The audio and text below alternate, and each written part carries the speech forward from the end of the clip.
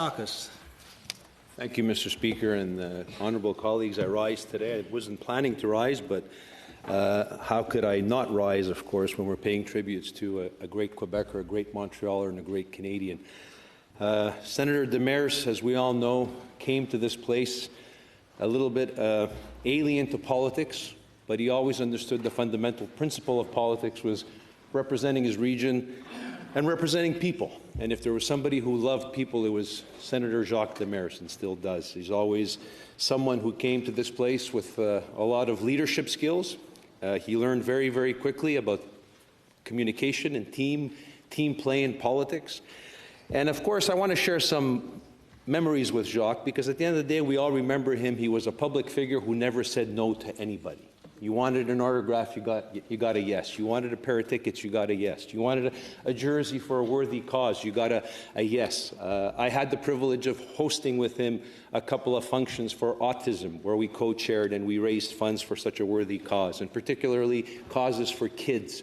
Jacques Demers had a heart the size of this country. And he always said yes, and he always rose to the occasion. Even when he was too tired to sign an autograph, he signed an autograph with a smile, and that's who Jacques Demers was. I remember a few years back when my younger son was playing in a Pee Wee AA regional championship tournament, and I approached him humbly and I said, would you be kind enough to come to the game and maybe towards the end of the game present the trophies to the winning team on the ice? And he said, absolutely. What time is the game? I said, it starts at 2 o'clock, but it'll be wrapping up around 4, so why don't you come around 10 to 4?